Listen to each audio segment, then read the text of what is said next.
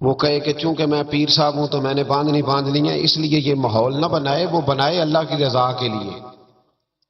اللہ تبارک و تعالیٰ کی رضا کے لیے نبی پاک کی غلامی کرے، اللہ اسے اپنا محبوب بنا لیتا ہے۔ حضور کی کچھ سنتیں ہیں، کچھ چیزیں نبی پاک کو پیاری ہیں، کچھ تو آپ نے سنی ہوئی ہے، جیسے میٹھا کھانا سنت ہے، جیسے مسواک کرنا سنت ہے، جیسے مسکرانا سنت ہے۔ مسکرا رہے ہیں نا جی ماشاءاللہ، پریشان تو نہیں نا کسی بات میں؟ مسکرانا بھی حضور کی، شروع میں نمک کھانا، بعد میں نمک کھانا، درمیان میں میٹھا کھانا، یہ حضور کی سنت ہے۔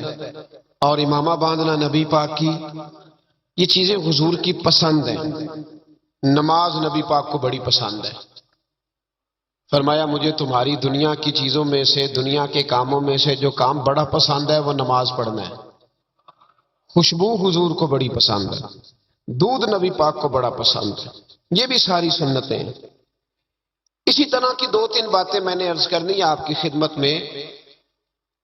جس طرح نبی پاک علیہ الصلوۃ والسلام کو خوشبو پسند ہے، تکیہ پسند ہے، مسواک پسند ہے، اسی طرح تھوڑے مال پر قناعت کرنا یہ بھی میرے نبی کو بڑا ہی پسند ہے۔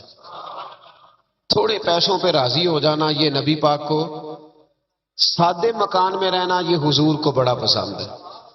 سادی روٹی کھانا یہ میرے نبی پاک کو بڑا، یہ بھی حضور کی پسند ہے۔ تھوڑے رزق پہ راضی ہونا اور اس طرح راضی ہونا کہ لمبے سجدے ادا کرنا یہ میرے نبی پاک کی پسند ہے۔ حضور نے صرف غریبوں سے پیار نہیں کیا۔ ہمیں یہ سنایا جاتا ہے اور ہم ہمیشہ یہی سنتے ہیں کہ حضور نے غریب سے بڑی محبت کی۔ نبی پاک نے صرف غریب سے پیار نہیں کیا، دراصل حضور نے غریبی سے پیار کیا ہے۔ کوئی نہیں سمجھ آئی آپ کو؟ حضور نے صرف غریبوں سے پیار نہیں کیا، نبی پاک نے، اس کا معنی یہ ہے کہ حضور نے غریب رہنا پسند فرمایا ہے۔ غریبوں کی طرح رہنا نبی پاک نے، سادہ مکان، ایک وقت کا کھانا اور سادی غذا، جس طرح غریب نہیں رہتے پرانے گھروں میں، کچے مکانوں میں، ٹوٹی چٹائیاں، ایک دو پیالے گھر میں، لمبے چوڑے برتن کوئی نہیں، یہ نبی پاک کی پسند ہے، یہ رسول پاک کی پسند ہے۔ اس کو محبوب جانا ہے نبی پاک صلی اللہ علیہ وسلم۔ حضور نے اس کو پسند کیا۔ حاتم طائی کی بیٹی قیدی ہو کے آئی، جب اس کے قبیلے پر، اس کے علاقے پر مسلمانوں نے حملہ کیا تو حاتم طائی کا جو بیٹا تھا عدی بن حاتم، وہ اپنی بہن سے کہنے لگا ہمیں پتہ ہے مسلمانوں کا مقابلہ نہیں کر سکتے تو بھاگ جانے میں بہتری ہے، چلو بھاگ چلتے ہیں۔ تو بہن کہنے لگی بھائی تو نے بھاگنا ہے تو بھاگ جا، میں سردار کی بیٹی ہوں، میں قوم کے ساتھ جیوں گی، قوم کے ساتھ مروں گی، تو نے بھاگنا ہے تو بھاگ جا۔ عدی بھاگ گئے ڈر کے۔ یہ خاتون جو تھی ان کو گرفتار کر لیا مسلمان عورتوں نے، تو کہ یہ تلوار لے کے آئیں گی لڑنے کے لیے۔ ابن اسحاق ابن حشام دونوں کتابوں میں روایت موجود ہے۔ یہ خاتون کہتی ہے کہ میں نے بڑے تگڑے سوال تیار کیے، کیونکہ معاذ اللہ ثم معاذ اللہ میرا خیال تھا وہ نبی نہیں، وہ بادشاہ ہیں، وہ ایک اسٹیٹ کے سربراہ ہیں، وہ حکمران ہیں، میں معاذ اللہ نبی نہیں۔ میں نے بڑے تگڑے سوال تیار کیے اور میں اپنے آپ سے کہہ رہی تھی میں ایسی ایسی باتیں کروں گی مسلمانوں کے نبی سے کہ انہیں جواب نہیں آئے گا، معاذ اللہ ثم معاذ، نقل کفر نہ باشد۔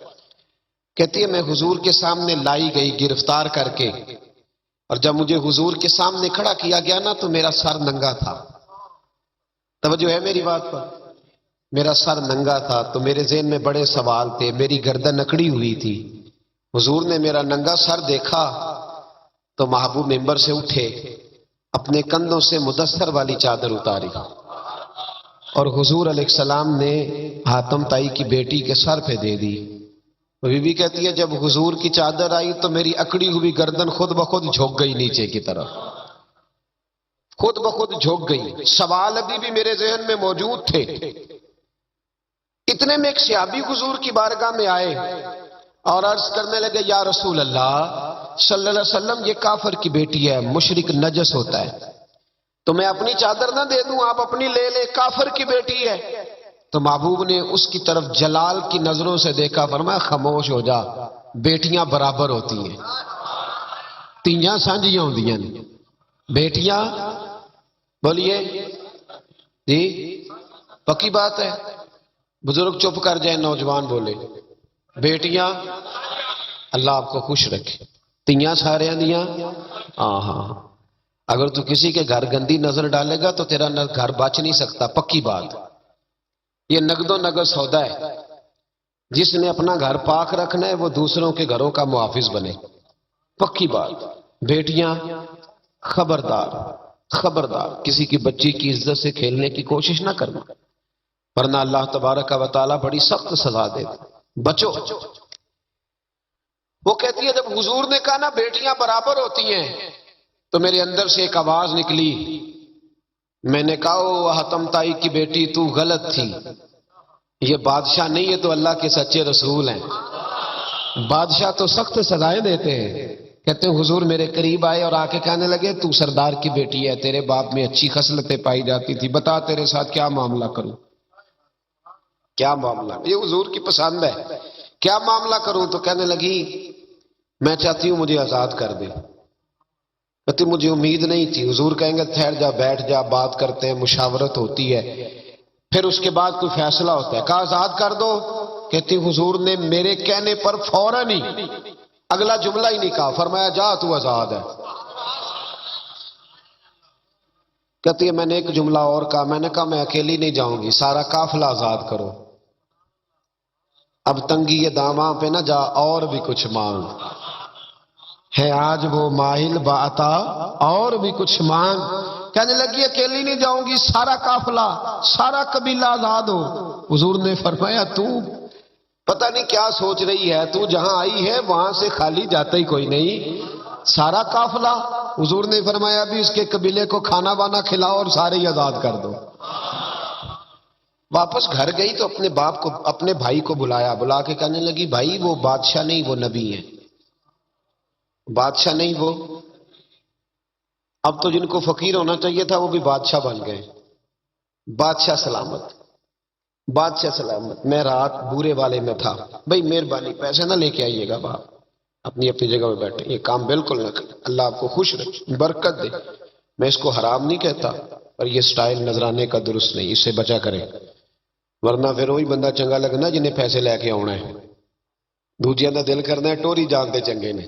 اس لیے اس چکر سے باہر نکل ہے تاکہ قوم سمجھدار ہو جائے. بالکل یہ کام نہیں کریں. سنیں اور یاد رکھیں. میں تھا وہاں دور تو 2-3 بچے نا یوں ہاتھ باندھ کے کھڑے ہو گئے. اب حضور نے فرمایا کہ اس طرح کا معاملہ نہ کرو جیسے مجوسی اپنے بادشاہوں کے ساتھ کرتے تھے. میں کہ پتر بہ جو کہندے نہیں ساڈی ڈیوٹی ہے. میں کہ کیس لائیے، میں بادشاہ سلامت ہوں تو بہ جو کرسی تیرا آمدار. کیا چکر چل گیا ہے ہاتھ باندھ کے کھڑے ہونا، کونوں میں کھڑے، کیا اس کا مطلب؟ ادب آداب ہیں، کرنے چاہیے، لیکن کیا لوگوں کو سزا ملی ہوئی ہے کہ وہ بیچارہ جو غریب آدمی ادب آداب صرف اس کی ذمہ داری ہے؟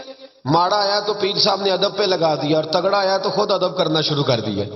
یہ کس قسم کا تماشا ہے؟ یہ کوئی طریقہ نہیں.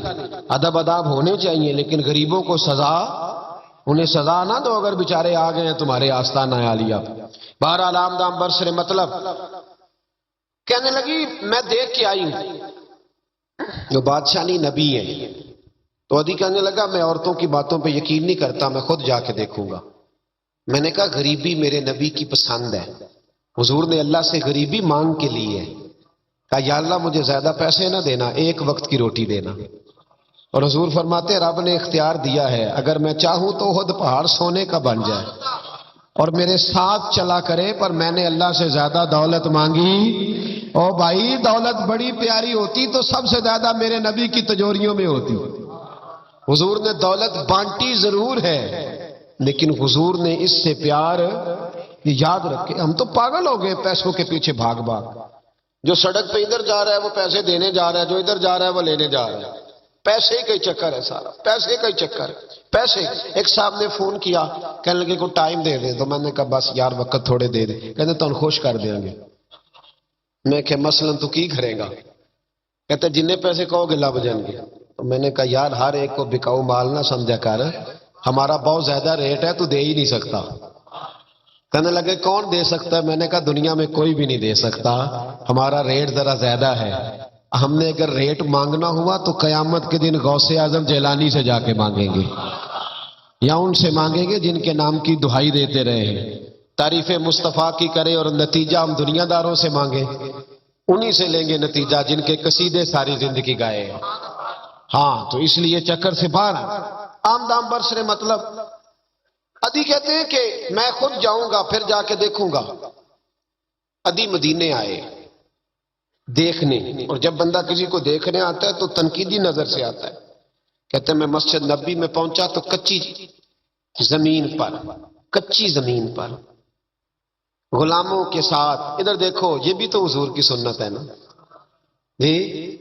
حضرت ابو ہریرہ صحیح سند کی حدیث بخاری میں ہے، فرماتے ہیں حضور کے ساتھ ایک سفر میں تھا، نبی پاک علیہ السلام نے فرمایا کھانا نہ پکا لے، حضور پکا لے، فرمایا تو گوشت لے آ، تو اس طرح کر مسالہ جات تیار کر لے، تو فلاں چیز کر لے۔ آخر میں حضور فرمانے لگے میں لکڑیاں کٹھی کر کے لاتا ہوں جی۔ اللہ کرے پیرانو حدیث زبانی یاد ہو جائے، آمین تے آکھیا جی۔ میں لکڑیاں کٹھی کر کے لاتا ہوں، لکڑیاں۔ عرض کی یا رسول اللہ ہم کر دیں گے، تو محبوب نے فرمایا سارے کٹھے نہیں جا رہے، کوئی عرض نہیں میں بھی لے آؤں گا۔ تو فرماتے حضور اٹھے اور لکڑیاں کٹھی کر کے لائے۔ جب مسجد نبوی شریف بن رہی تھی تو جناب ابو ہریرہ فرماتے ہیں میں 3 اینٹیں اٹھا کے لا رہا تھا، اللہ کے رسول 7 اینٹیں اٹھا کے لا رہے تھے، 7 اینٹیں۔ چودھری صاحب آپ روز آ کے کہہ دیتے قاری صاحب مسجد دی صفائی نہیں ہوئی، تو نہیں کر سکتا مسجد دی صفائی؟ کیا سمجھتا ہے تو اپنے آپ؟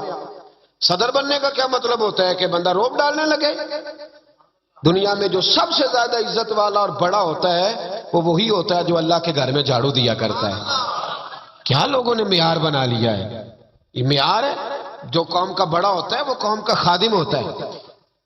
ادی کہتے ہیں میں مدینے آیا تو میں نے نبی پاک علیہ السلام کو غلاموں کے ساتھ کچی زمین پہ بیٹھے دیکھا، اور غلام بھی کون؟ ایک طرف حضرت بلال حبشی بیٹھے اور دوسری جانب حضرت عمار بن یاسر بیٹھے۔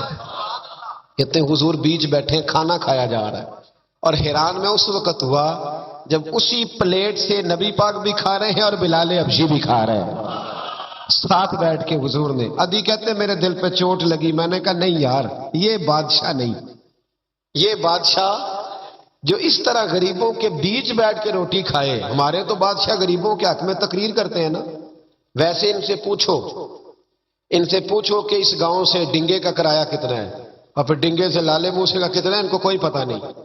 ان چودھریوں کو بچوں کو کھڑے کر کے پوچھو کبھی چنے کی دال کا بھاؤ کیا ہے، کدی آندھی ہوئے تو پتا ہوئے نا، ان کو کیا پتا؟ ان کے گھر میں تو آ جاتی ہے، اللہ جانے کہاں سے آتی ہے، ہم بدگمانی نہیں کرتے۔ لیکن حضور ایک پلیٹ میں کھانا کھا رہے۔ ادی کہتا میں سمجھ گیا یہ بادشاہ نہیں۔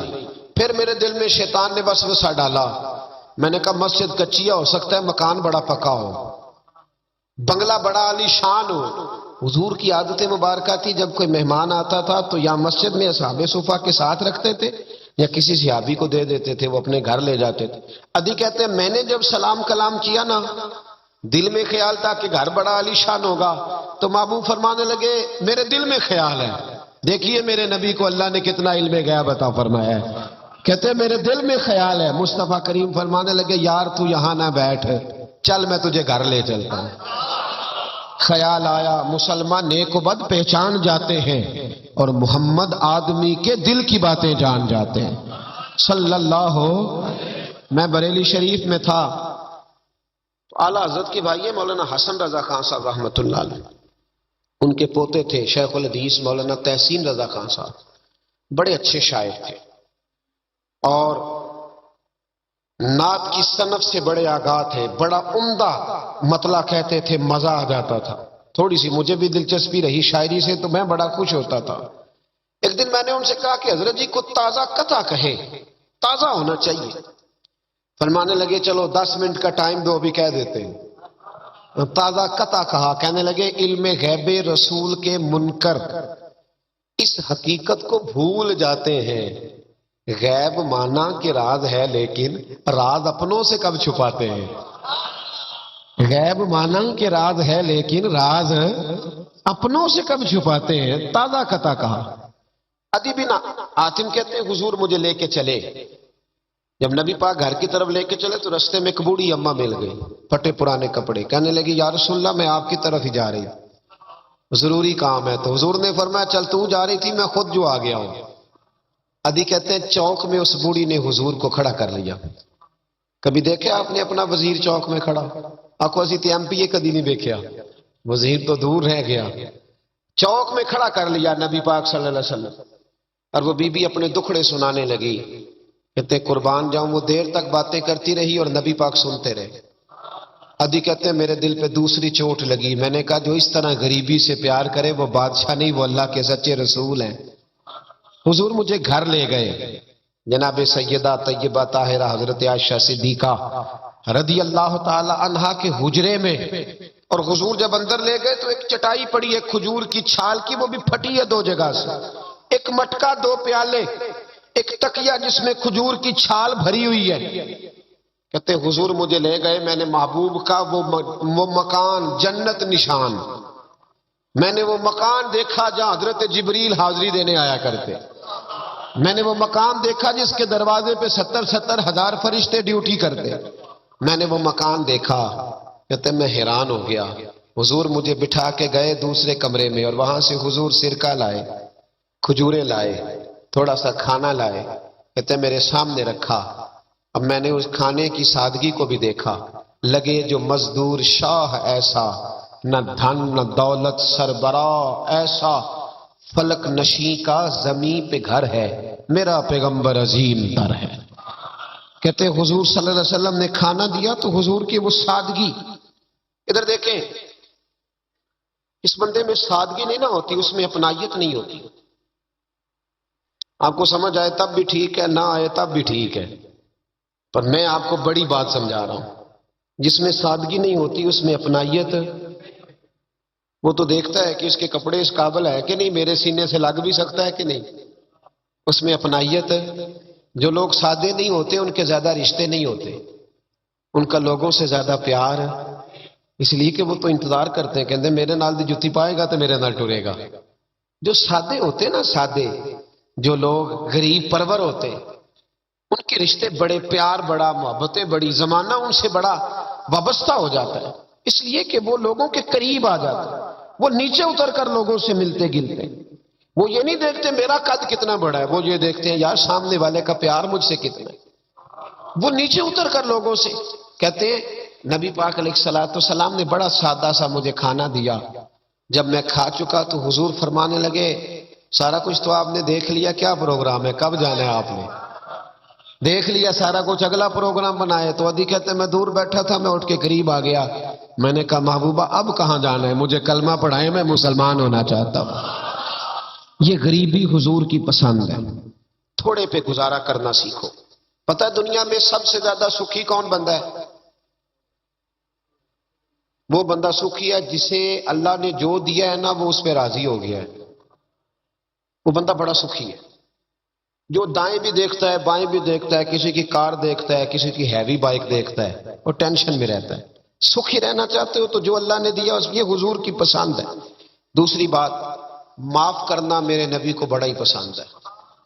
کیا کرنا؟ بول کے بتائیں. بول. نبی پاک کو بڑا. آپ بھی معاف کر دیتے ہیں نا جی؟ ہمارے ہاں معافی نہیں ہوتی، صلح ہو جاتی ہے. چوری صاحب پریشر پایا صلح کر لو، کہنے چلو ان چودھری دی کیویں موڑیے، صلح کر لینے، پھر جدو قابو آئے گا ویکھی جائے گی. تو یہ معافی نہیں ہوتی. یہ کیا ہوتا ہے؟ آپ جب کسی کو معاف کرتے ہیں تو آپ کا قد اونچا ہوتا ہے. ایک پتے کی بات لکھی ہے میرے اعلیٰ حضرت نے، اسے پلے سے باندھ لو. اعلیٰ حضرت فرماتے ہیں بدلہ لینے والا پریشان رہتا ہے اور معاف کرنے والے کو اللہ سکون عطا فرما دیتا ہے. معاف کرنے والے کو اللہ، اگر سکون چاہتے ہو تو معاف کرنا سیکھو، درگزر کرو. درگزر حضور کی پسند ہے. نبی پاک معاف کرنے کو بڑا پسند کرتے. لمبی چوڑی بات دل میں بسا کے رکھنا، بغض پالنا، کسی کے خلاف پلاننگ کرنا، یہ حضور کو پسند. نبی پاک ایک جنگ سے واپس آ رہے تھے، تلوار مبارک ہاتھ میں تھی، تو ایک جگہ حضور کا آرام کرنے کو دل چاہا. اللہ کے محبوب صلی اللہ علیہ وسلم نے اپنی تلوار درخت سے لٹکائی، حضور آرام کرنے لگے. باقی صحابہ دور دور آرام کر رہے تھے. غوث بن حارث نام کا ایک شخص تھا، بخاری میں موجود ہے، کافر تھا. اس نے حضور کو آرام کرتے دیکھا، حالانکہ نبی پاک فرماتے میری آنکھیں بند ہوتی ہیں، دل میرا جاگتا رہتا ہے۔ اس نے دیکھا حضور علیہ السلام کی تلوار لٹک رہی ہے تو آ کے تلوار اتاری۔ جب تلوار اتاری تو حضور کی آنکھ کھلی، کوئی بے چینی نہیں، اللہ کے حبیب اطمینان سے آرام کر رہے۔ کہنے لگا اے محمد ابن عبداللہ، سب کہیے صلی اللہ علیہ وسلم، اے محمد ابن عبداللہ صلی اللہ علیہ وسلم، اب آپ کو مجھ سے کون بچائے گا؟ کون بچائے گا؟ میرے محبوب کا توکل دیکھیں، بھروسہ دیکھیں، یقین دیکھیں۔ حضور اٹھ کے بیٹھ گئے، دستار مبارک کو سیدھا کیا، فرمانے لگے مجھے میرا رب بچائے گا، مجھے میرا رب بچائے گا۔ جب آپ کی زبان سے یہ لفظ نکلے تو وہ کانپنے لگ گیا، کافر کانپا، اس کے ہاتھوں سے تلوار گر گئی۔ اللہ کے محبوب نے اٹھ کے تلوار پکڑ لی، فرمانے لگے مجھے تو میرے رب نے بچا لیا ہے، وہ تو بتا تجھے کون بچائے گا؟ مجھے میرے رب نے۔ اچھا اب یہ بتائیں آپ کہ ہمارے قابو بندہ آ جائے جو اس طرح حملہ کرنے آئے تو ہم کیا حال کرتے؟ بولے یہاں تو بعد میں پتہ چلتا ہے کہ بیچارہ چور نہیں تھا، لیکن لوگوں نے مار مار کے مار ڈالا، بعد میں پتہ لگتا ہے۔ غور کرنا، غور، ان روایتوں کو صرف سن کے نہ گزر جایا کرو، اس کا پس منظر سمجھیے۔ بندہ قتل کرنے آیا ہے، اب اس کی تلوار قابو آئی، حضور نے فرمایا تیرے ساتھ کیا کروں؟ مجھے تو اللہ نے بچا لیا۔ اس نے گردن جھکائی، مطلب یہ تھا کہ جو دل کرے کرے۔ تو محبوب علیہ السلام مسکرائے، فرمانے لگے جا میں نے تجھے معاف کیا۔ چلو انجی دعا کر لو، اسی چھوٹے بھرا نو ہی معاف کرنا سکھ جائیے۔ چلو کوئی ساس سورا نو ہی معافی دے چڑے، کوئی نو ہی ساس سورے نو معاف کر چڑے، کہیں تو معافی ملے، کہیں تو جان چھوٹ جائے۔ کوئی کسی کو معاف کرے، خامن بیوی کو کر دے، چلو بیوی صاحب بھی بڑی دکھی ہیں، اب تو ہر بیوی دکھی ہے اللہ ماشاءاللہ، وہی کہیں معافی دے دے۔ خدا را معاف کرنا سیکھو۔ اتنا بغض اندر بھرا ہے، سالوں بیت گئے، رشتہ دار ایک دوسرے سے مل نہیں رہے، معافی نہیں دے رہے۔ فرمایا جا تجھے معاف کیا۔ وہ شخص جانے لگا تو اگلے لفظ قاضی ایاز مالکی نے شفا شریف میں لکھے، جب جانے لگا تو حضور نے آواز دی، واپس آیا۔ محبوب فرمانے لگے یار تو اتنی دور سے چل کے آیا ہے، میرا طریقہ نہیں مہمان کو خالی بھیجنے کا، لیکن اب یہاں سفر میں میں تجھے کیا دوں، تو اس طرح کر، یہ تلوار میری تحفے میں لے جا، کر کے دکھا نا تو بھی ایسے، تو حضور کی غلامی کا دعویٰ نہیں کرتا۔ یہاں تو پوری ملت کا نقصان ہو گیا، پر دیندار کہلانے والوں نے ایک دوسرے کو معاف نہیں کیا۔ یہاں تو نظریے اور جماعتیں داؤ پہ لگ گئیں، لیکن دیندار کہلانے والے ایک دوسرے کو معاف نہ کر سکے۔ اللہ جانے وہ کیا ایسی باتیں تھی جو رہ گئی سینوں میں، بستیاں اجڑ گئی پر ہم معاف نہ کر سکے، چند باتیں نہ دلوں سے نکال پائے۔ ایک نظریے کہ لوگ ایک جگہ اکٹھے بیٹھنے کے قابل نہ رہے، جا تلوار لے جا۔ وہ شخص کہتا ہے 2 منٹ میں تلوار لے کے آگے بڑھا، پر میرے اندر سے آواز آئی، اور یار جس کا اتنا بڑا حوصلہ ہو، جو اتنا معاف کرنا جانے، وہ بھی کبھی جھوٹا ہو سکتا ہے؟ تو میں تلوار لے کے قتل کرنے آیا تھا، تحفہ لے کے جا رہا تھا، واپس آیا، میں نے کہا محبوبہ ساری دنیا جھوٹ بولتی ہے، جو معاف کرنے کی ادا تیری ہے وہ بتاتی ہے کہ تو اللہ کا سچا رسول ہے۔ کلمہ پڑھ گئے وہ شخص، معافی نہیں کرتے، درگزر والا کھاتا ہی کوئی نہیں۔ ایک صاحب کہنے لگے جی باقی تو ساری باتیں اچھی ہیں، فلاں مولوی صاحب کی ایک عادت نہیں مجھے پسند، تو میں کہا چل ایک دی معافی بھی دے چھڑی دیے، ایک نہ پسند ہوئے تو ایک دی، لیکن تو 99 نہیں ویکھیاں تو ایک ویکھ لی جڑی نا پسند سی، ایک دی تو چلو معافی ملنی چاہیے، انسان ہے۔ ویسے میرا تو خیال ہے کہ کوئی بندہ 55% ٹھیک ہو تو اس کی تعریف کرنی چاہیے۔ جی میں آپ کو صحیح بات بول، کتنے فیصد ہے بول کے بتائیں، اسی کتنے فیصد صحیح ہے؟ تو پھر کم از کم جو 55% صحیح ہے اسے تو صحیح مان لو۔ اپنا اگر حال 5% ہے تو جو 55% ٹھیک ہے اسے تو صحیح مان لو، چلو چھوڑو 45% بھی اگر غلط ہے تو پھر بھی زیادہ پرسنٹ تو ٹھیک ہی ہے نا، معاف کریں۔ حبار بن اسود، اس نے حضور کی بیٹی کو شہید کیا تھا۔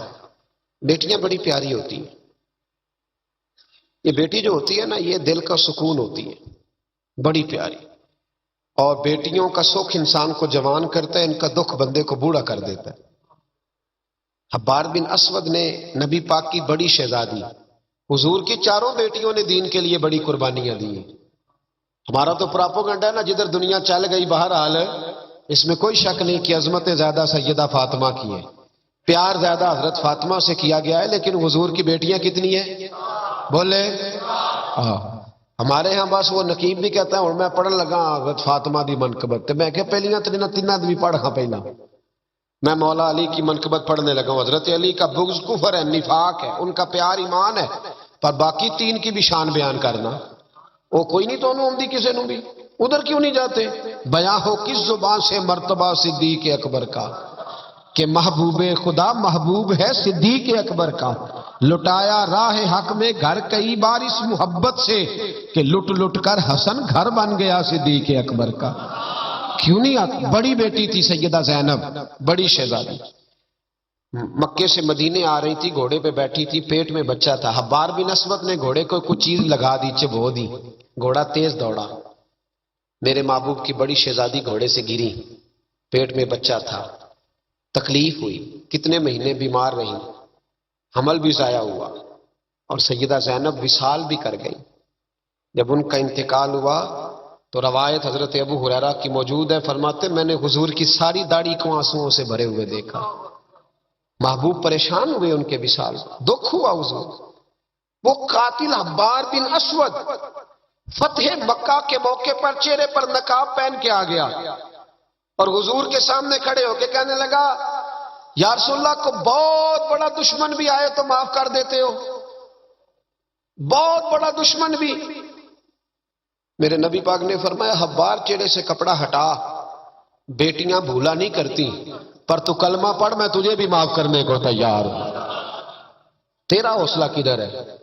تو درگزر ہی نہیں کرتا، تو سڑک پہ لڑ رہا ہے، چوک پہ لڑ رہا ہے. آخری بات سنیں، حضور نے غریبی کو پسند کیا، معاف کرنے کو بڑا پسند کیا، اور نبی پاک صلی اللہ تعالی علیہ وآلہ وسلم نے صلح کرانے کو بڑا پسند فرمایا. کیا کرانے کو؟ جی فرمایا اگر صلح کرانے کے لیے تمہیں بظاہر خلاف واقعہ بات بھی کہنی پڑے، یعنی لگے کہ جھوٹ بولنا پڑ رہا ہے، تو میرے نبی نے اجازت دی پھر بھی صلح کرا دو. آج ہم نہ لڑائی کرا رہے ہیں، لڑائی کرا رہے ہیں، لیڈروں کی بھی لڑائی کئی مشیر کے لات کراتے ہیں. اس پر دلیل دوں گا، مشیر ناراض نہ ہو جائے پر دلیل دوں گا. مولا علی شیر خدا سے ایک شخص نے کہا حضور باقی تین خلفاء کے زمانے میں اتنی جنگ نہیں تھی جتنی آپ کے زمانے میں. تو آپ فرمانے لگے ان تینوں کا مشیر میں تھا، میرے مشیر تیرے جیسے ہیں، اس لیے یہ تباہی ہو رہی ہے. مہربانی فرمائیں، مشورہ صحیح دے. ہم ایک دوسرے کو اس طرح کی کہانیاں سناتے ہیں کہ دور کرتے ہیں. حضور نے پتہ ہے آپ کو، بڑی مشہور حدیث ہے بخاری میں، نبی پاک صلی اللہ علیہ وسلم نے فرمایا اگر میں دیر سے آیا نا تو جماعت کرا لینا، انتظار نہ کرنا. یا رسول اللہ آپ جماعت چھوڑ کیوں رہے ہیں؟ فرمایا 2 قبیلوں کی صلح کرانے جا رہا ہوں. حضور نے فرمایا جماعت میں میرا انتظار ہے. کہاں جا رہے تھے نبی پاک؟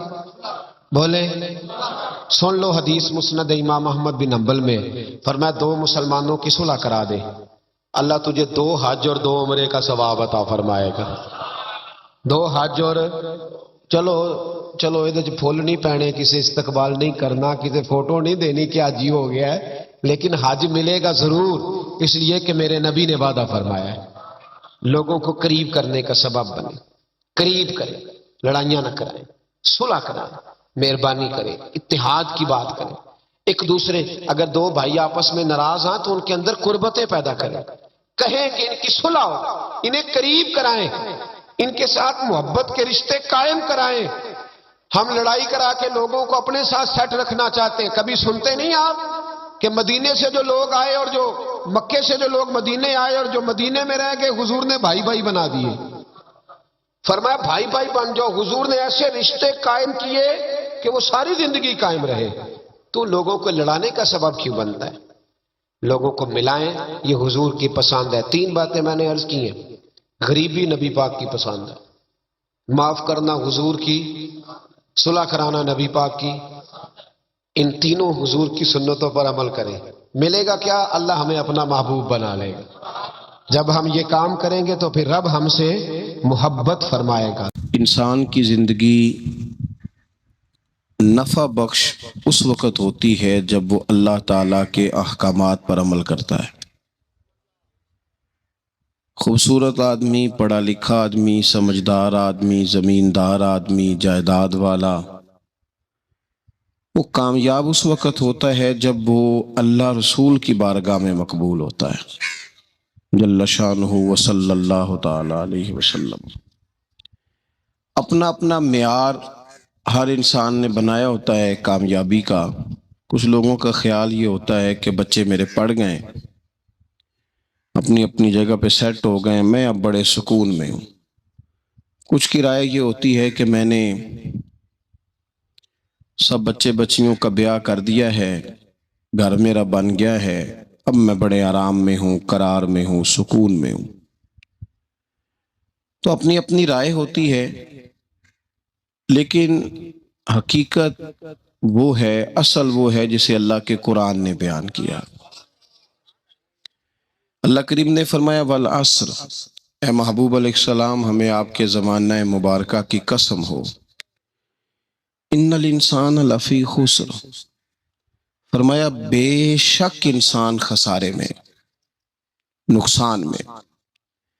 وہ اپنے تئیں کوئی دعویٰ کر لیتا ہے، آپ دیکھتے ہیں کہ بہت سارے لوگوں کے دعوے اپنے اپنے ہوتے ہیں نا۔ کسی بھی طالب علم سے آپ پوچھیں پیپر دے کے آئے تو پیپر کیسا ہوا ہے تو کیا کہتا ہے؟ بولیے۔ جب کینڈیڈیٹ الیکشن لڑتے ہیں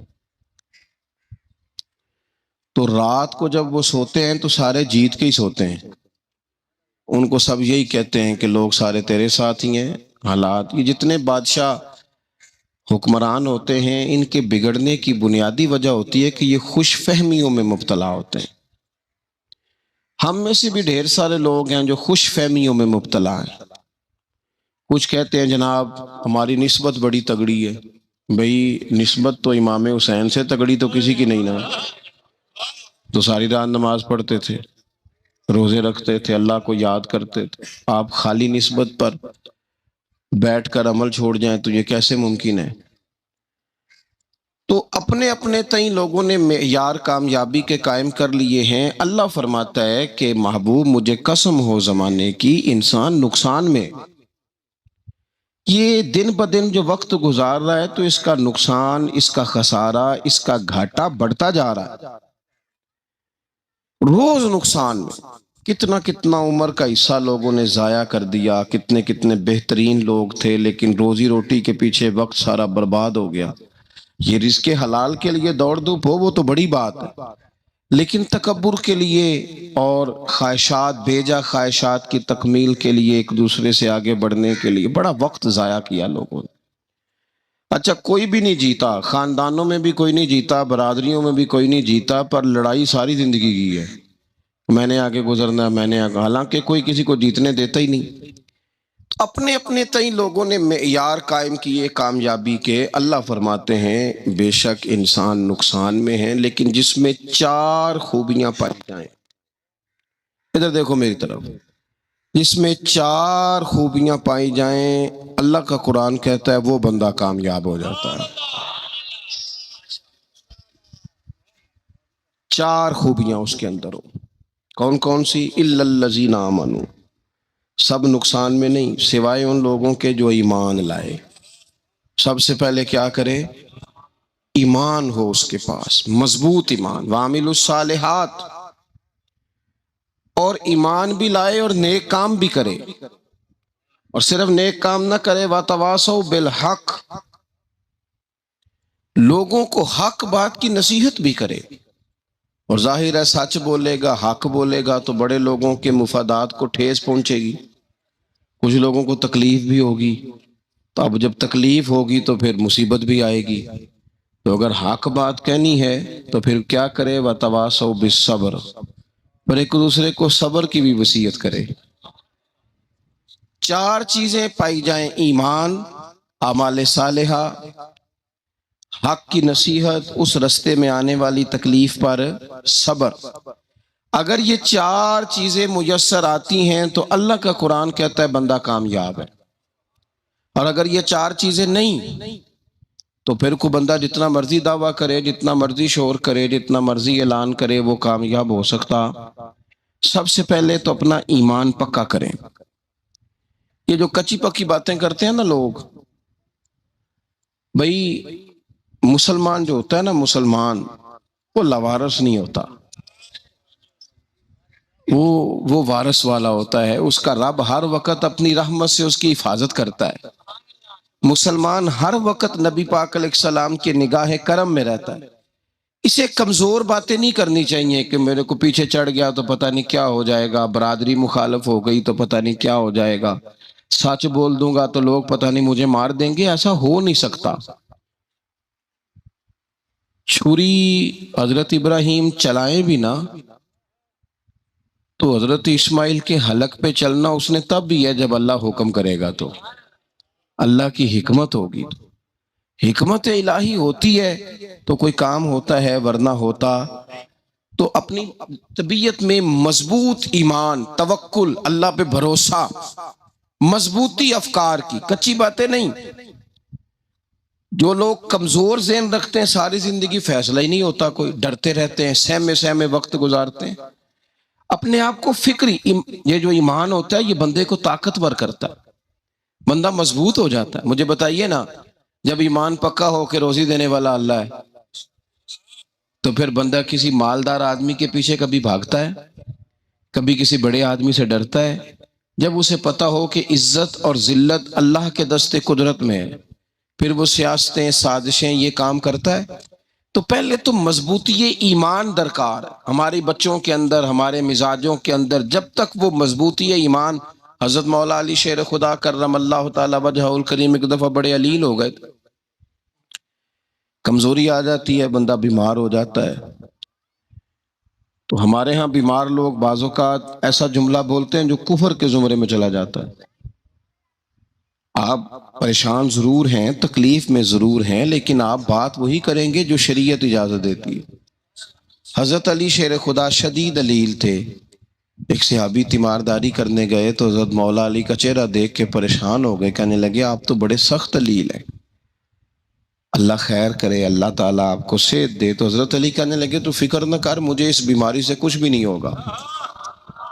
نے کہا کیوں؟ فرمانے لگے مجھے نبی پاک علیہ السلام نے فرمایا تھا علی اس وقت دنیا سے جاؤ گے جب داڑھی خون سے رنگین ہو جائے گی، تو اس کا مطلب ہے میں خنجر کے وار کے ساتھ شہید کیا جاؤں گا، میں بیماری سے دنیا میں نہیں جاؤں گا، میں یہ بیماری سے مجھے کچھ بھی نہیں ہوگا، اللہ مجھے شفا دے دے گا. چونکہ حضور نے فرمایا تے ساڈے نبی دی زبان ساڈے واسطے قرآن.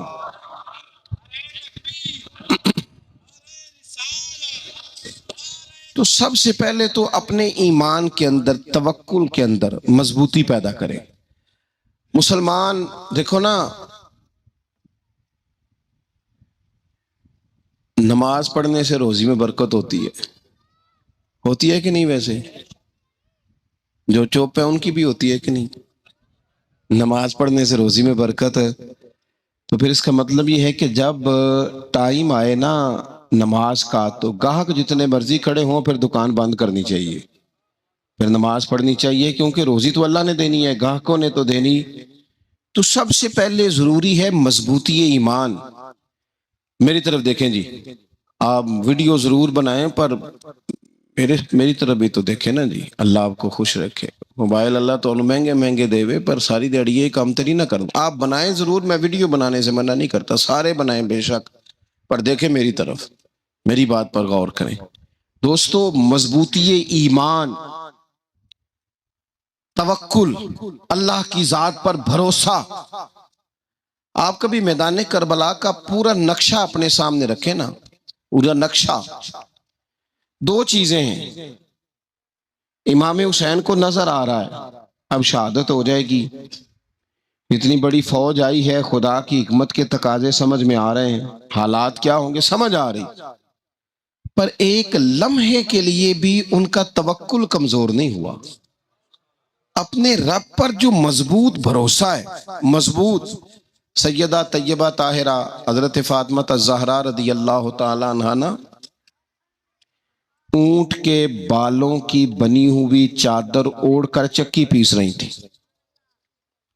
یہاں بیویاں بڑا روتی ہیں، غریبی بڑی ہے، بڑی غریبی ہے. حالانکہ اب کون بندہ پیوند والے کپڑے پہنتا ہے جی؟ دور ہی گزر گیا. اب تو بڑی مشکل سے وہ لوگ ملتے ہیں جو جوتا ٹوٹ جائے تو گانٹھ کے پہنے، ورنہ تو نئے جوتے آ جاتے ہیں. حضرت سیدہ پاک اونٹ کے بالوں کی بنی ہوئی چادر اوڑھ کے چکی پیس رہی تھی. نبی پاک صلی اللہ علیہ وسلم نے دیکھا، آنکھوں میں آنسو ضرور آئے، پر محبوب نے فرمایا فاطمہ دنیا میں تھوڑی سی تکلیف برداشت کرو، قیامت کی ساری عزت اللہ آپ کو ہی عطا فرمائے گا. تو توکل کی مضبوطی، اللہ کی ذات پر بھروسہ، اپنے رب کریم کے ساتھ امیدوں کا وابستہ کرنا، اس سے مضبوطی آئے گی. دوسرا فرمایا وَعَمِلُوا الصَّالِحَاتِ، بہترین عمل کیا جائے زندگی میں، نیک اعمال کیے جائے، وقت ضائع نہ کیا جائے. ہر وقت کوئی نہ کوئی کام بندہ کرتا رہے. یہاں بہت سارے لوگ ہیں جن کو لوگ نیک کہنا شروع کر دیتے ہیں نا، وہ سمجھ لیتے ہیں شاید ہم سچی مچی نیک ہیں. لوگ جو کہتے ہیں حضرت صاحب قبلہ، پیر صاحب قبلہ، میں یہ طالب علموں کو، دوستوں کو، بلکہ اپنے آپ کو بھی کئی دفعہ کہتا رہتا ہوں، اپنے آپ کو سمجھاتا ہوں کہ یہ لوگ تجھے کہہ رہے ہیں حضرت صاحب، یہ تو رات کو تو اپنے آپ سے پوچھنا، اپنے رب سے پوچھ. کبھی موقع ملے تو اپنی گریبان میں جھانک، غور کر کے تیری کیفیت کیا ہے. تنہائی میں تیرا دل اللہ سے جڑتا ہے کہ نہیں؟ عبادت میں دل لگتا ہے کہ نہیں؟ خدا کا خوف دل میں رہتا ہے کہ نہیں؟ غریب کی محبت، عزیزوں قربت والوں کا احساس طبیعت میں موجود رہتا ہے کہ نہیں؟ ویسے تو میرا مطلب ہے، لوگ کہہ دیتے ہیں حاجی صاحب آپ بڑے سخی ہیں، تو اس سے تو نہیں نا بندے نے سخی ہونا. سخی تو تب ہونا ہے جب اللہ کی بارگاہ میں مقبول ہوگا. اعمال صالحہ، نیک کام، اور وہ کرتا رہے بندہ، کوئی بھی کام اسے نیکی کا مل جائے نا. دیکھو نبی پاک صلی اللہ تعالی علیہ وسلم نے فرمایا نیکی کو کبھی حقیر نہیں سمجھنا، کبھی حقارت سے نہیں نیکی کرنی کہ یہ بڑی چھوٹی ہے تو میں اس کو کروں. اب فرمایا کبھی حقیر نہ سمجھنا، نیکی کا کام جو بھی ملے کر دینا. فرمایا اگر بھائی سے مسکرا کے ملو گے بھی نا تو اس پر بھی اللہ تمہیں صدقے کا ثواب عطا کرے گا. ہم تو اس دین سے کے ماننے والے ہیں جو کہتا ہے تو گلی سے روڑا اٹھا دے، کانٹا اٹھا دے، کسی کی تکلیف دور کر دے، کسی اس پر گنجائش کر دے، کسی کے لیے آسانی کر دے. جو بھی خیر کا کام میسر آئے پورے دن میں اسے چھوڑے نہیں. صبح گھر سے نکلیں، وہ ایک صحابی تھے، غالباً تابعی تھے، تو بازار جاتے اپنے غلام کے ساتھ تو سارا بازار گھوم کے واپس آ گئے. خادم نے کہا جناب کو نہ کوئی خریدا نہ کچھ بیچا، تو آپ سارا بازار گھوم کے آ گئے. فرمانے لگے تیرا کیا خیال ہے؟ میں نے کچھ بھی نہیں کیا. کہا جناب پھر کیا کیا ہے؟ فرمانے لگے تم نے دیکھا جو بندہ بھی گزرا ہے میں نے اس کو کہا السلام علیکم، تو کتنی کو نیکیاں میں جمع کر کے آ گیا ہوں. کوئی خیر جو میسر آئے. ہم سمجھتے ہیں کہ شاید کوئی کروڑ کو روپیہ ہوگا تو پوری مسجد بناؤں گا تو پھر میں نے نیکی کر دی ہے. شاید جناب میں، حالانکہ یہ چھوٹے چھوٹے کام ہیں نا، چھوٹے چھوٹے کام، ان سے تو ان کی تو زیادہ ضرورت ہوتی ہے، ان کی تو زیادہ حاجت ہوتی ہے.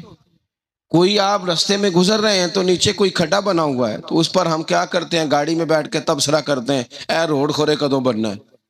بھئی یہ کھڈا ہے نا تو آپ نیچے اترے نا، تو آپ دھابڑا لیں نا، کئی پکڑے نا، یہ تو 5 منٹ کا کام ہے، یہاں آسانی کر دیں نا، آپ اس میں گنجائش کر دیں. حضور سید عالم علیہ السلام نے فرمایا، امام راضی نے حدیث لکھی ہے، قیامت کے دن ایک بندے کو اللہ معاف کرے گا تو مالک وہ بندہ عرض کرے گا یا اللہ میں تو بڑا گنہگار ہوں، کس وجہ سے معافی ہوئی؟ فرمایا رات کے وقت تو گزر رہا تھا، تیرے پیر سے روڑا ٹکرایا تھا اور تو نے اٹھایا ادھر ادھر دیکھ کے کہ کوئی اللہ کے کسی بندے کو تکلیف نہ ہو جائے. کہ مالک کو وہ تو میں نے زمانہ بیت گیا، کوئی اتنی بڑی بات بھی نہیں سمجھی. تو رب کریم نے فرمایا تو رات کے اندھیروں میں بھی میرے بندوں کا خیال رکھتا تھا تو میں تیرا خیال نہ کروں؟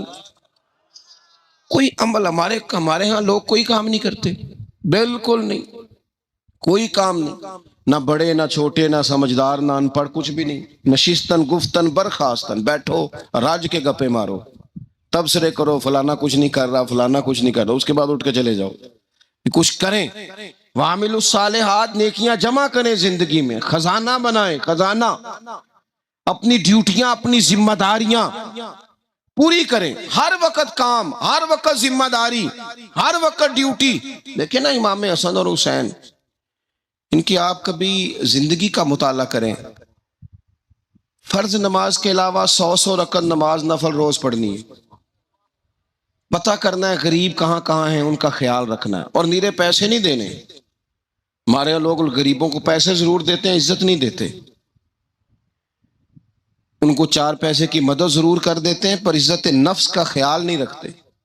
امام زین العابدین رضی اللہ تعالیٰ عنہ فرماتے ہیں، گزر رہے تھے، آپ دیکھیں نا امام غزالی حدیث لائے ہیں کہ بندہ اور کچھ نہ کرے، کسی مومن کا دل راضی کر دے تو اللہ 60 سال کی نفلی عبادت کا ثواب عطا کرتا ہے۔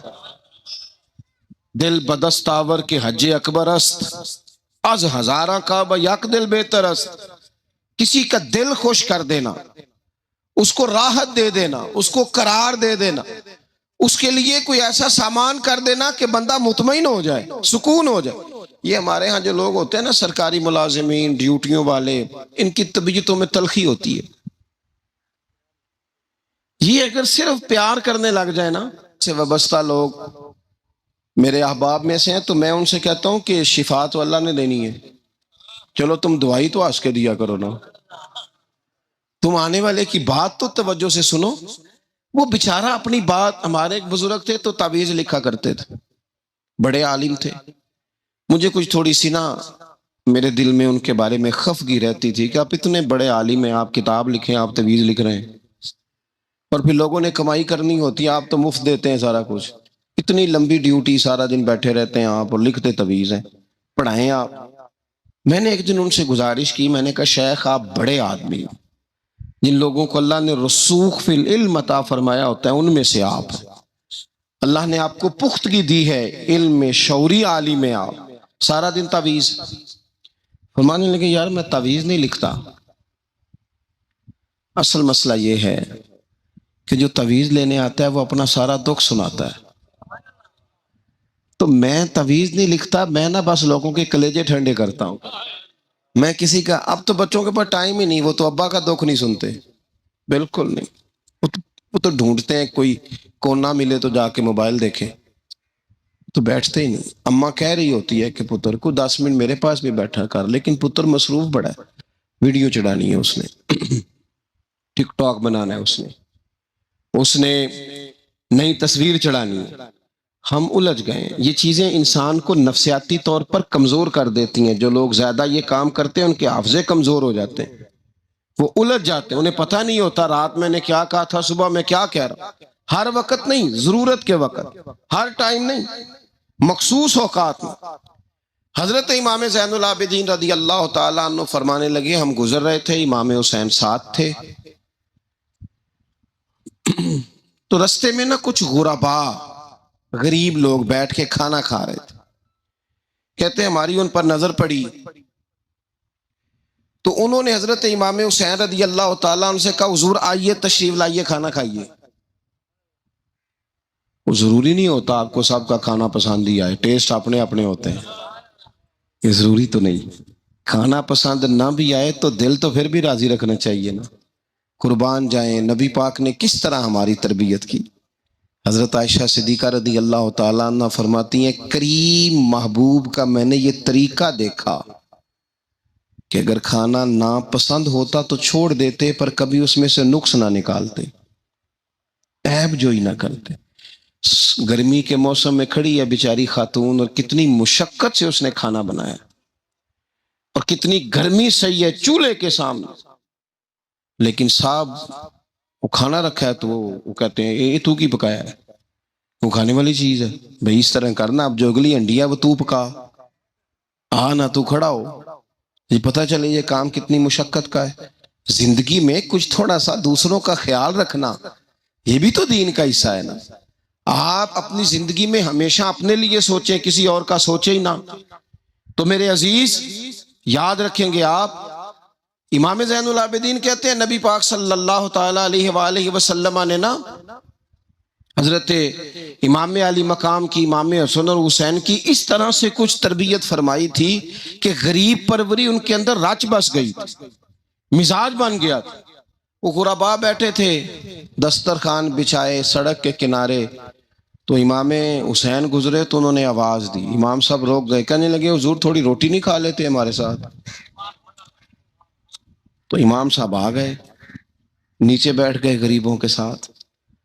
کوئی جرت کرے نا، چلو امیروں نے تو غریبوں کے ساتھ بیٹھنے کی جرت نہیں کرنی، کوئی پیر ہی بیٹھ جائے غریبوں کے ساتھ، وہی مہربانی کر دے کہ میں پیر صاحب ہوں، قبلہ ہوں، تو میں ہی چلو لنگر کھا لوں مریدوں کے ساتھ بیٹھ کے۔ ہماری تو محفلوں میں بھی نا جی، نعت خانوں کا، مولویوں کا، دوسروں کا کھانا اور ہوتا ہے، اور غریب آدمی کو شاپر میں چاول ڈال کے دیتے ہیں اور ساتھ اسے کہتے ہیں یہ لنگر شریف ہے۔ بھئی اگر یہ شریف ہے، تبرک ہے، تو اے پیر صاحب نو نہیں سی لنگدا، اڑتا ہے گلے میں لنگر ان کو؟ یہ لنگر شریف جو ہے یہ نعت خاں کو بھی تو گزرنا تبرک ہے کہ نہیں؟ ہاں نہ تو کرو نا، تو جیڑی زیادہ تبرک والی شے ہے وہ پیرانو بھی تو کھانی چاہیے نا، نعت خاں کو بھی اس کے لیے لہدہ سے مرغ مسلم اعلیٰ کھانے۔ میں اکثر دوستوں سے کہتا ہوں چلو میلاد شریف پہ ہی صحیح سب کے لیے اچھا کھانا پکاؤ، چلو جس غریبوں کے بچوں کو بیچاروں کو سارا سال وہ بوٹیوں کے لیے لڑتے ہیں، تم میلاد پہ اچھی روٹی پکا دو، تو بچہ جب کھائے گا نا بہت ساریاں بوٹیاں اور چاول، اور اپنے ابا سے پوچھے گا کہ ابا جی آج کی گل ہے، بڑا گوشت پہ لبد ہے، تو ہو سکتا ہے غریب باپ رو ہی پڑے اور اسے کہے پتر تو آج راج راج کے کھاج ساڑھے نبی پاک دا میلاد شریف ہے۔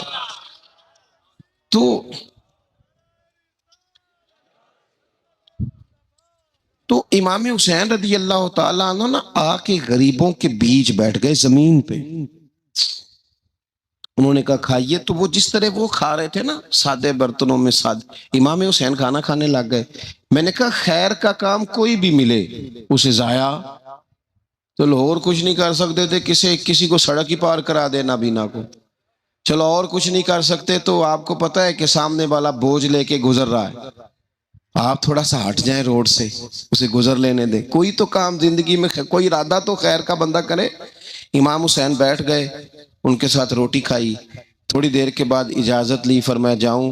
کہنے لگے حضور اور کھائیے، فرمانے لگے میں تو ابھی روٹی کھا کے آیا تھا اور آج تک ایسا نہیں ہوا کہ دوبارہ کھانا کھاؤں، ایک لقمے کی بھوک نہیں تھی، جتنا بھی کھایا ہے نا یہ تمہارا دل خوش کرنے کے لیے کھایا ہے۔ غربا مساکین کی وعامل الصالحات، ایماندار بندہ ایمانداروں جیسے کام کرتا ہی اچھا لگتا ہے۔ 25 حج کیا امام حسن اور حسین نے مدینے سے مکے پیدل جا کے، کتنے بولیے؟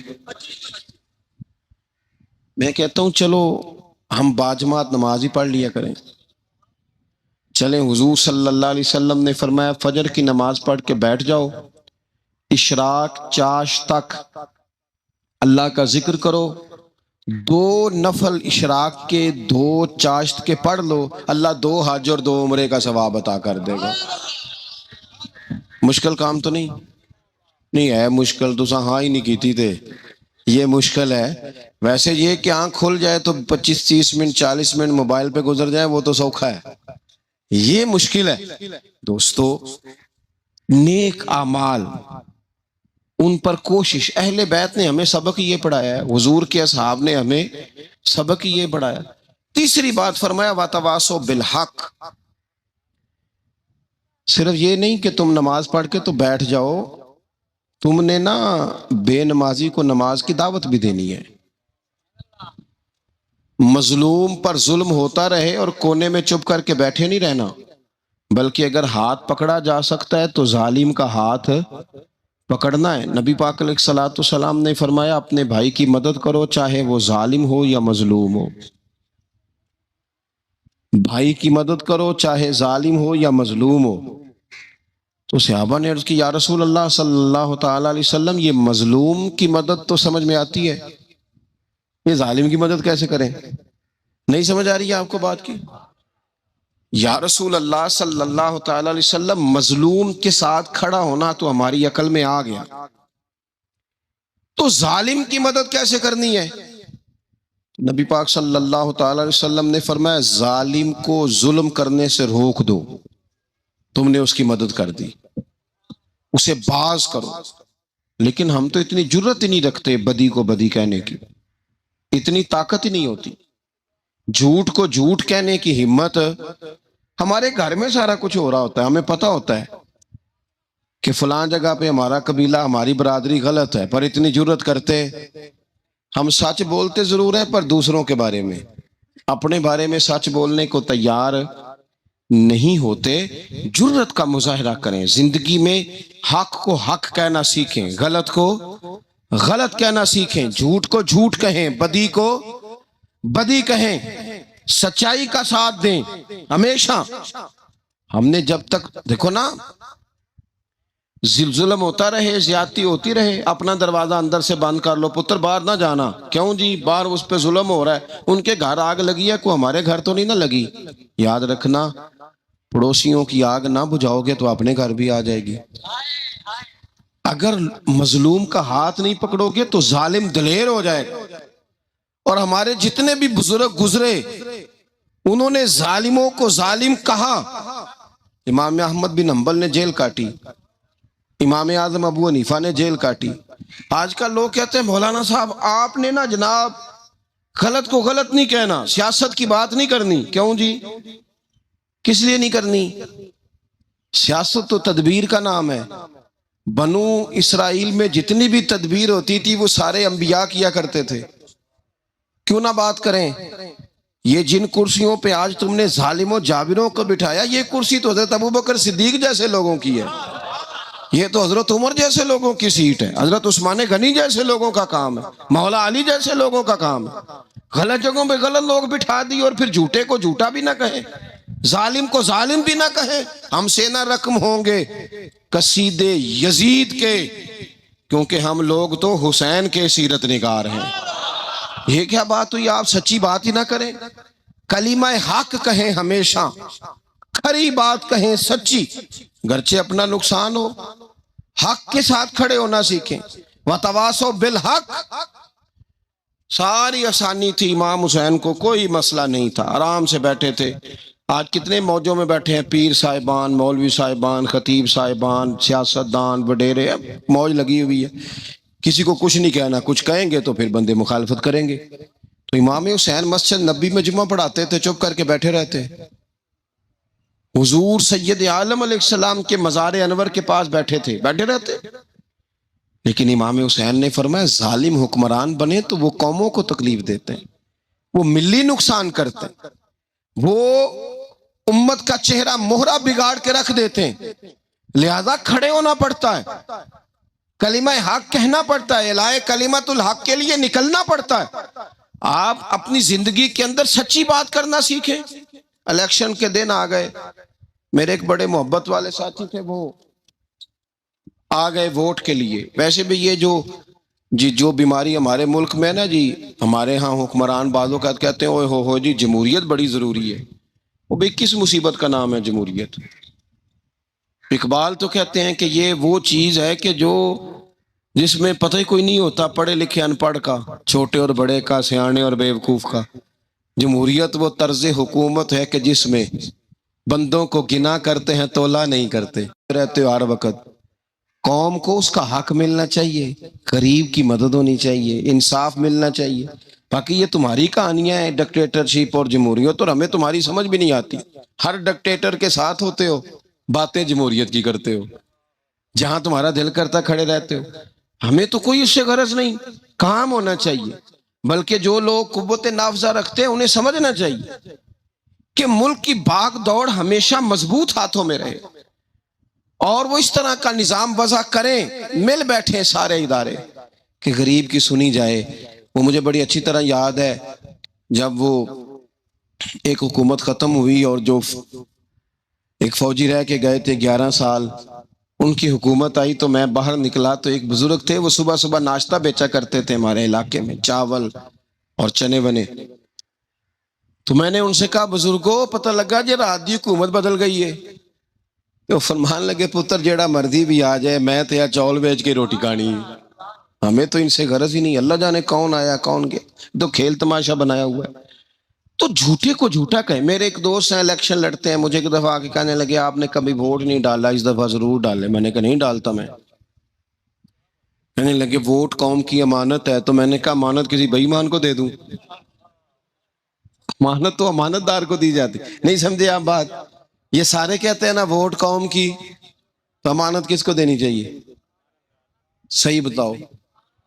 چلو ہوں تسی بولنا نہیں، بس دل وچ گل رکھنی، دل وچ دیندے ویسے امانت دارا نہیں ہونا۔ نہیں میں نے کہا بولنا نہیں، ہمیں کسی نے پتہ نہ لگ جائے۔ دیتے ویسے امانت داروں کو ہی ہو نا۔ یہ اپنے دل سے پوچھو، فیصلہ لو، اللہ سے ڈرو۔ ظالم کا مددگار ظالم ہوتا ہے، ظالموں کا مددگار ظالم ہوتا ہے۔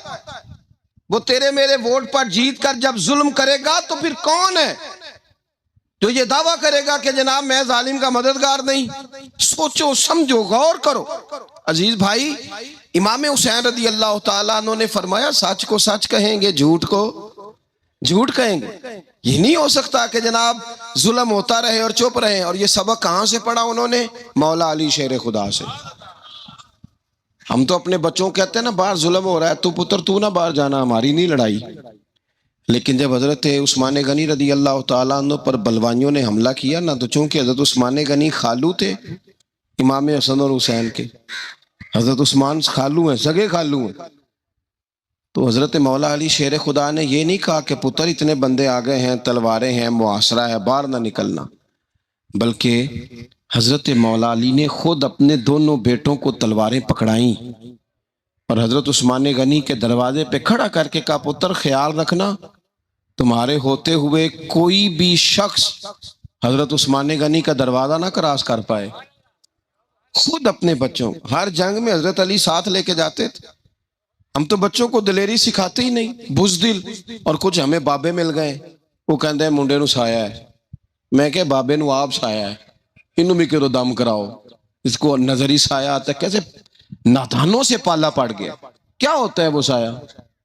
اچھے بھلے سیانے نوجوان بتی بند کر کے اندر لیٹا ہوا بچہ ہے، بابے نو بابا کہہ گیا انہوں سایا ہے۔ بابا کہڑا کہہ گیا جڑا باہر روٹی لین آیا سی، بھی ایڈی پہنچی سرکار ہوندی تے ٹکر ہی گھر کھا لیندی۔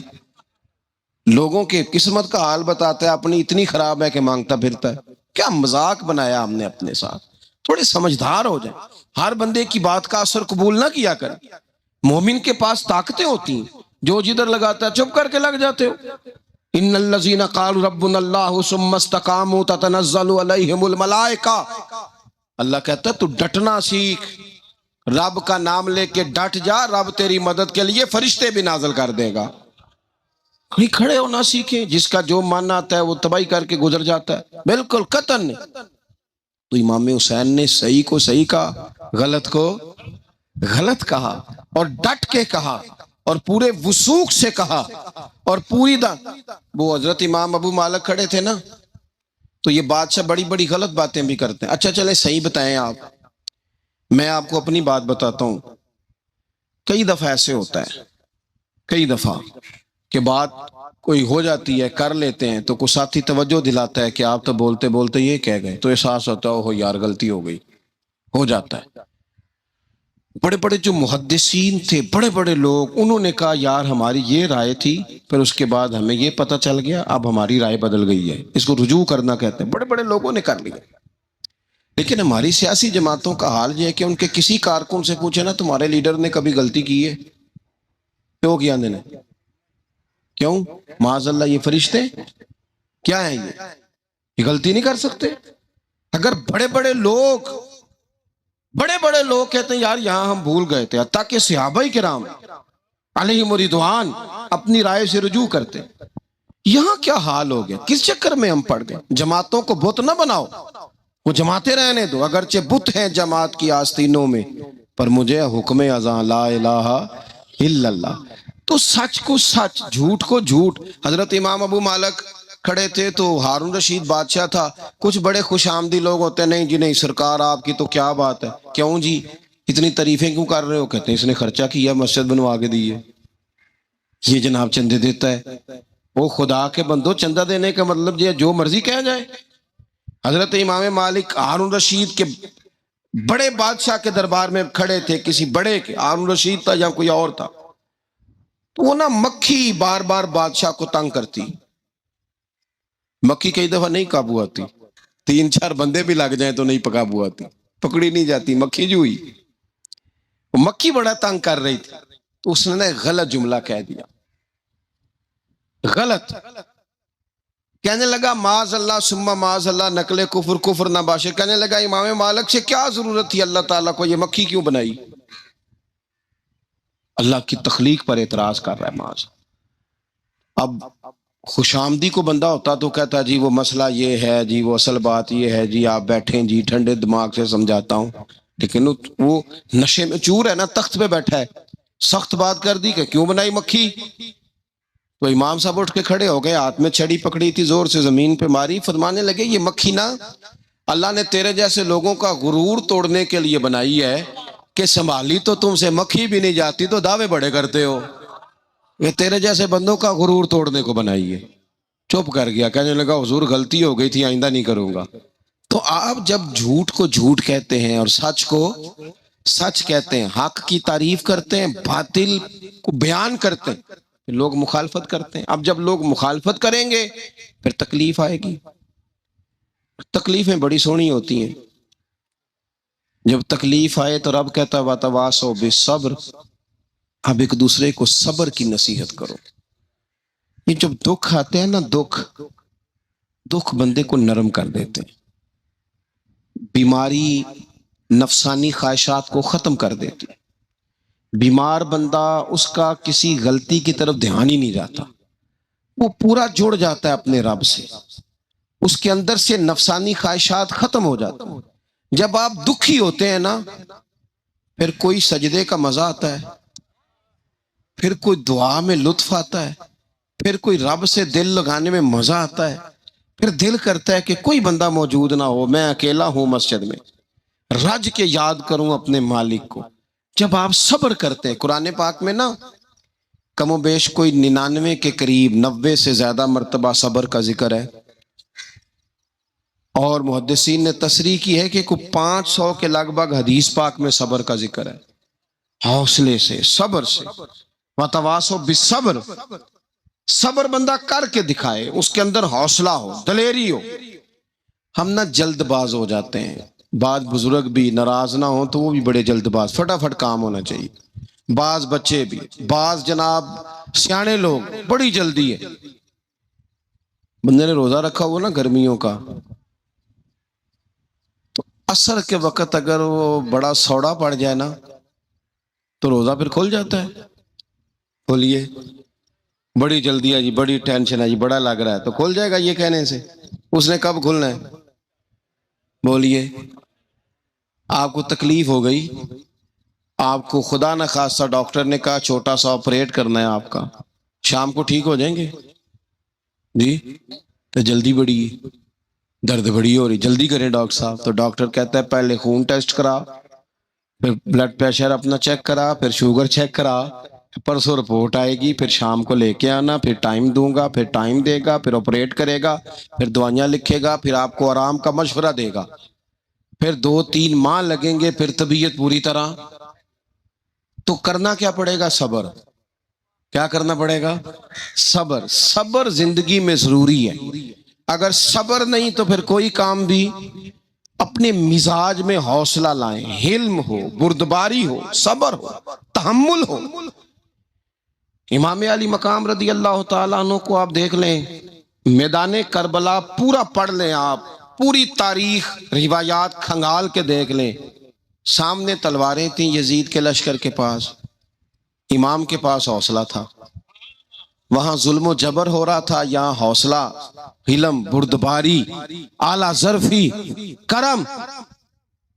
دوستو جب صبر اور تلواریں آپس میں ٹکرائی نا، صبر اور تلواریں، تو تلواریں ہار گئیں، صبر جیت گیا.